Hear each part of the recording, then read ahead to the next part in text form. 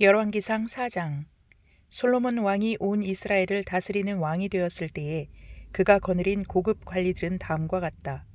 사독의 아들 아사랴는 제사장이고, 시사의 아들 엘리호렙과 아히야는 서기관이고, 아힐룻의 아들 여호사밧은 역사 기록관이고, 여호야다의 아들 브나야는 군사령관이고, 사독과 아비아달은 제사장이고, 나단의 아들 아사랴는 관리를 지휘하는 장관이고, 나단의 아들 사붓은 제사장 겸 왕의 개인 자문관이고, 아히살은 국내 대신이고, 압다의 아들 아도니람은 강제 노역 책임자였다. 솔로몬은 온 이스라엘 지역에다가 관리를 지휘하는 장관 12를 두었는데, 그들은 각각 한 사람이 한 해에 한 달씩 왕과 왕실에서 쓸 먹거리를 대는 책임을 졌다. 그들의 이름은 다음과 같다. 에브라임 산간 지역은 베누리 맡았다. 마가스와 사알빔과 벳세메스와 엘론 벳 하난 지역은 벤데겔이 맡았다. 아룻복과 소고와 헤벨과 전 지역은 벤헤셋이 맡았다. 돌의 고지대 전 지역은 벤 아비나답이 맡았는데 그는 솔로몬의 딸 다밧의 남편이다. 다하낫과 무깃도와 이스르엘 아래 사르단 옆에 있는 벳산 전 지역과 저 멀리 아벨 무홀라와 용르암에 이르는 지역은 아힐룻의 아들 바하나가 맡았다. 길르앗의 라못 지역과 길르앗에 있는 므낫세의 아들 야일의 모든 동네와 바산에 있는 아르곱 지역의 성벽과 놋 빗장을 갖춘 60개의 큰 성읍은 벤게벨이 맡았다. 마하나임 지역은 이또의 아들 아히나답이 맡았다. 납달리 지역은 솔로몬의 딸 바스맛의 남편 아히마아스가 맡았다. 야셀과 아롯 지역은 후세의 아들 바하나가 맡았다. 이사갈 지역은 바루아의 아들 여호사밧이 맡았다. 베냐민 지역은 엘라의 아들 시므이가 맡았다. 길르앗 땅은 우리의 아들 게벨이 맡았다.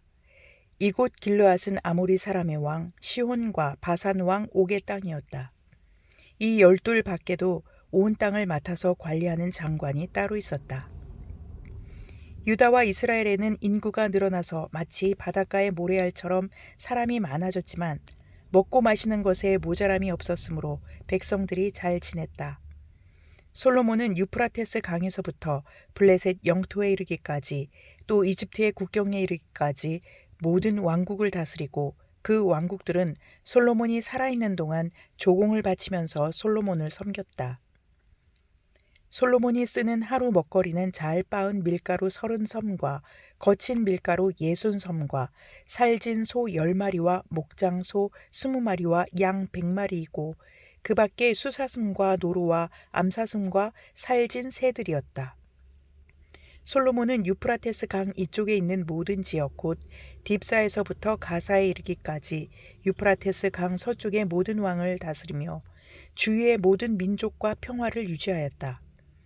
그래서 솔로몬의 일생 동안에 단에서부터 부엘세바에 이르기까지 유다와 이스라엘의 모든 사람은 저마다 자기의 포도나무와 무화과나무 아래에서 평화를 누리며 살았다. 솔로몬은 전차를 끄는 말을 두는 마국간 4만 칸과 군마 12,000匹를 가지고 있었다. 그리고 솔로몬의 관리들은 각자 자기가 책임진 달에 솔로몬 왕과 솔로몬 왕의 식탁에 참석하는 모든 사람이 먹을 수 있도록 부족하지 않게 먹거리를 조달하였다.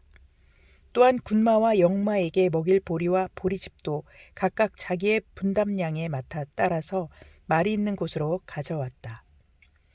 하나님께서 솔로몬에게 지혜와 총명과 넓은 마음을 바닷가의 모래알처럼 한없이 많이 주시니 솔로몬의 지혜는 동양의 어느 누구보다도 또 이집트의 어느 누구보다도 더 뛰어났다. 그는 어느 누구보다도 더 지혜로웠다.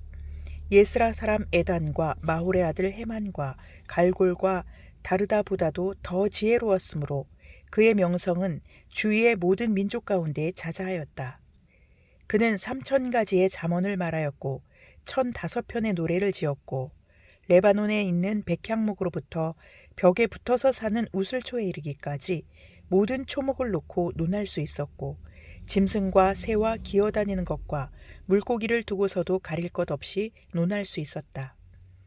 그래서 그의 지혜에 관한 소문을 들은 모든 백성과 지상의 모든 왕은 솔로몬의 지혜를 들어서 배우려고 몰려왔다. 열왕기상 5장.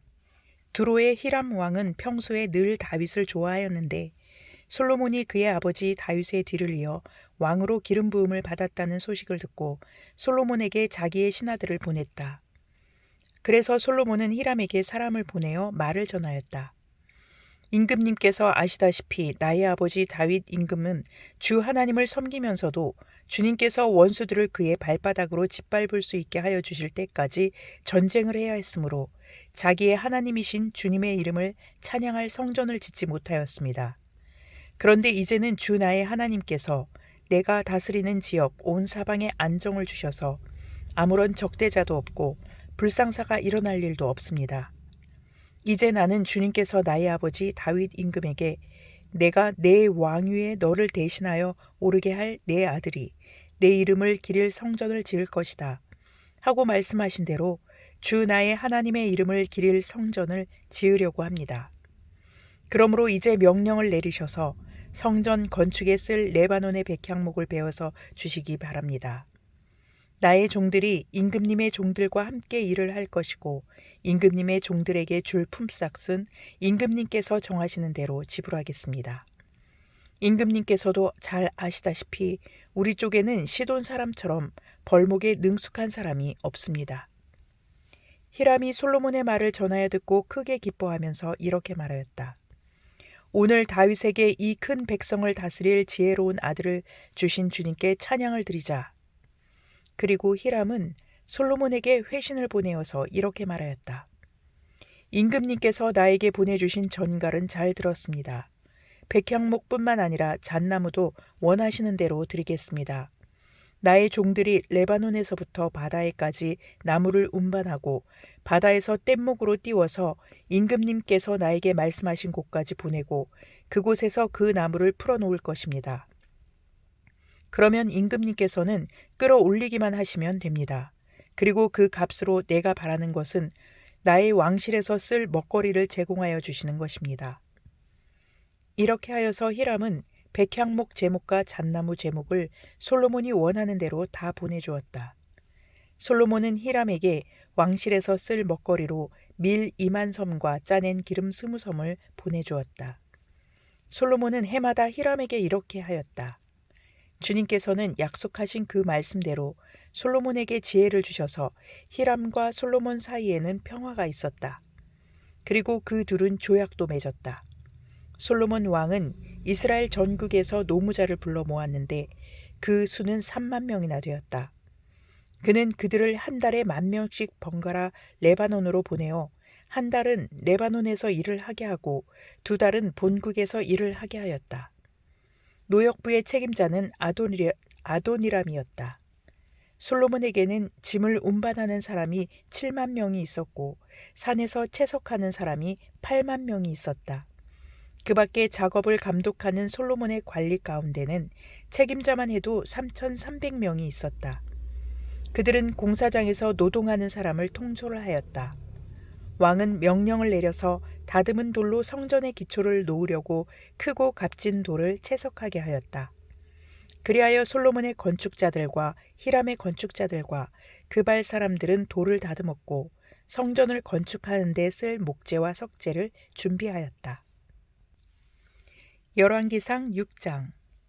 이스라엘 자손이 이집트 땅에서 나온 지 480년, 솔로몬이 이스라엘의 왕이 된 지 4년째 되는 해 12월 곧 둘째 달에 솔로몬의 주님의 성전을 짓기 시작하였다.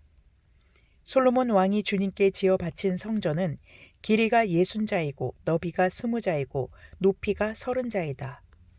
성전의 본당 앞에 있는 현관은 그 길이가 20자로서 그 본당의 너비와 똑같고 그 너비는 성전 본당 밖으로 10자를 더 달아냈다. 그리고 그는 성전 벽에다가 붙박이 창을 만들었는데 바깥쪽을 안쪽보다 좁게 만들었다. 그리고 그 사방에 골방을 만들었다. 성전의 벽, 곧 본당 양옆과 뒤로는 쭉 돌아가면서 3층으로 다락을 만들었다.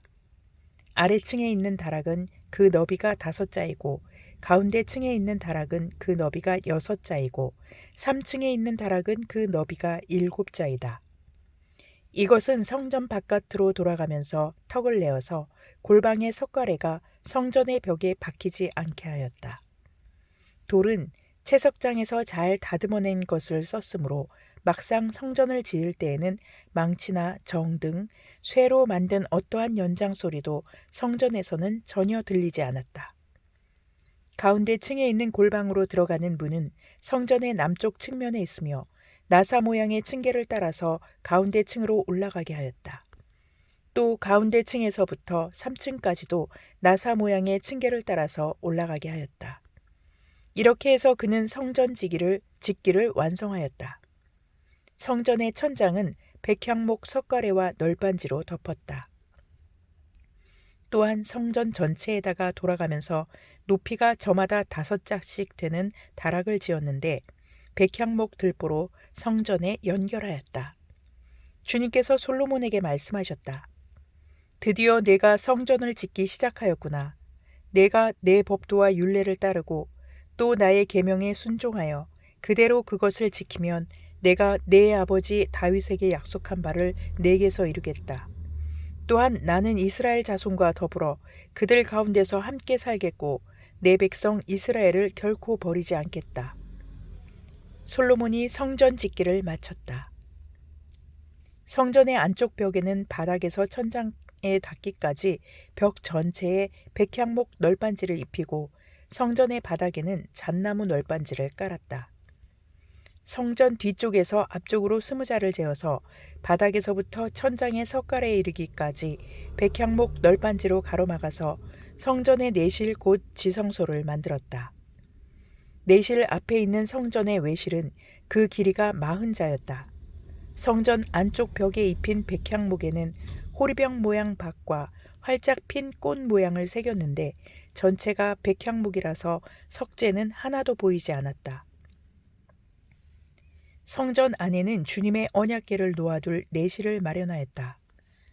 성전의 내실 곧 지성소는 길이가 20자, 너비가 20자, 높이가 20자이고 순금으로 입혔으며 백향목 제단에도 순금으로 입혔다. 솔로몬은 성전 내부도 순금으로 입히고 지성소 앞에는 금사슬을 들이웠으며 그 지성소를 모두 금으로 입혔다. 그래서 그는 온 성전을 빠진 곳이 전혀 없도록 금으로 입혔다.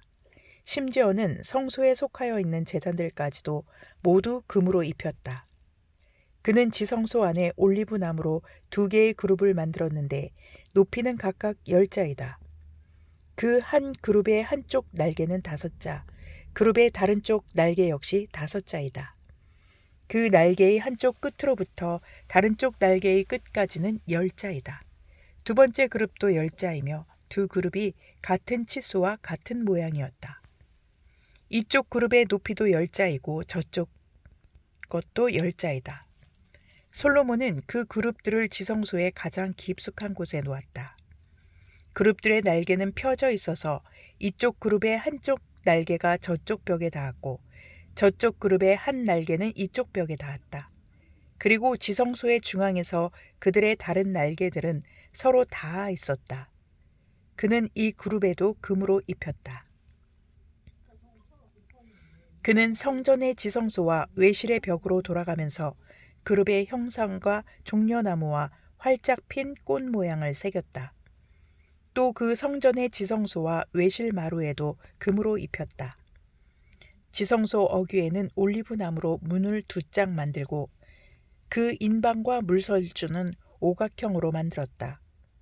그리고 올리브 나무로 만든 문 2짝에는 그룹의 형상과 종려나무와 활짝 핀 꽃 모양을 새겼는데 그룹 모양과 종려나무 모양 위에도 금으로 입혔다. 또 올리브 나무로 본당의 외실 어귀를 만들었는데 그 문설주는 사각형으로 만들었다. 그리고 잣나무로 만든 2개의 문이 있는데 한쪽의 문도 2 부분으로 접히고 다른 문도 2 부분으로 접히게 되어 있었다. 그 위에 그룹들과 종려나무와 활짝 핀 꽃 모양을 새겼는데 그 위에 고루고루 금을 입혔다. 또 성전 앞에다가 안뜰을 만들었는데 안뜰 벽은 잘 다듬은 돌 3켜와 두꺼운 백향목 판자 1켜로 벽을 쳤다. 주님의 성전 기초를 놓은 것은 솔로몬의 통치 제4년 12월이고 성전이 그 세밀한 부분까지 설계한 대로 완공된 것은 제11년 불월 곧 8째 달이다. 솔로몬이 성전을 건축하는 데는 7해가 걸렸다. 시편 119편. 그 행실이 온전하고 주님의 법대로 사는 사람은 복이 있다. 주님의 증거를 지키며 온 마음을 기울여서 주님을 찾는 사람은 복이 있다. 진실로 이런 사람들은 불의를 행하지 않고 주님께서 가르치신 길을 따라 사는 사람이다. 주님께서는 우리에게 주님의 법도를 주시고 성실하게 지키라고 명령하셨습니다. 내가 주님의 율례들을 성실하게 지킬 수 있도록 내 길을 탄탄하게 하셔서 흔들리는 일이 없게 해 주십시오. 내가 주님의 모든 계명들을 낱낱이 마음에 새기면 내가 부끄러움을 당할 일이 없을 것입니다. 내가 주님의 의로운 판단을 배울 때에 정직한 마음으로 주님께 감사하겠습니다. 주님의 율례들을 지킬 것이니 나를 아주 버리지 말아 주십시오. 젊은이가 어떻게 해야 그 인생을 깨끗하게 살 수 있겠습니까? 주님의 말씀을 지키는 길, 그 길뿐입니다. 내가 온 마음을 다하여 주님을 찾습니다. 주님의 계명에서 벗어나지 않게 하여 주십시오. 내가 주님께 범죄하지 않으려고 주님의 말씀을 내 마음속에 깊이 간직합니다. 찬송을 받으실 주님, 주님의 율례를 나에게 가르쳐 주십시오. 주님의 입으로 말씀하신 그 모든 규례들을 내 입술이 큰 소리로 반복하겠습니다. 주님의 교훈을 따르는 이 기쁨은 큰 재산을 가지는 것보다 더 큽니다. 나는 주님의 법을 묵상하며 주님의 길을 따라가겠습니다. 주님의 율례를 기뻐하며 주님의 말씀을 잊지 않겠습니다. 주님의 종을 너그럽게 대해 주십시오. 그래야 내가 활력이 넘치게 살며 주님의 말씀을 지킬 수 있습니다. 내 눈을 열어주십시오. 그래야 내가 주님의 법 안에 있는 놀라운 진리를 볼 것입니다. 나는 땅 위를 잠시 동안 떠도는 나그네입니다. 주님의 계명을 나에게서 감추지 마십시오. 내 영혼이 주님의 율례들을 늘 사모하다가 쇠약해졌습니다. 주님께서는 오만한 자들을 책망하십니다. 그 저주받은 자들은 주님의 계명에서 이탈하는 자들입니다. 그들이 나를 멸시하지 못하게 해주십시오. 그들이 나를 비웃지 못하게 해주십시오. 나는 주님의 교훈을 잘 지켰습니다. 고관들이 모여 앉아서 나를 해롭게 할 음모를 꾸밉니다. 그러나 주님의 종은 오직 주님의 율례를 묵상하겠습니다. 주님의 증거가 나에게 기쁨을 주며 주님의 교훈이 나의 스승이 됩니다. 내 영혼이 진토 속에서 뒹구니 주님께서 약속하신 대로 나에게 새 힘을 주십시오. 내가 걸어온 길을 주님께 말씀드렸고 주님께서도 나에게 응답하여 주셨으니 주님의 율례를 내게 가르쳐 주십시오. 나를 도우셔서 주님의 법도를 따르는 길을 깨닫게 해 주십시오. 주님께서 이루신 기적들을 묵상하겠습니다.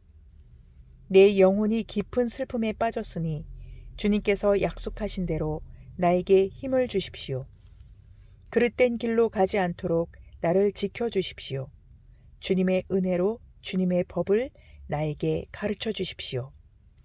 내가 성실한 길을 선택하고 내가 주님의 규례들을 언제나 명심하고 있습니다. 주님, 내가 주님의 증거를 따랐으니 내가 수치를 당하는 일이 없도록 하여 주십시오. 주님께서 나에게 큰 깨달음을 주시면 내가 주님의 계명들이 인도하는 길로 달려가겠습니다. 아멘.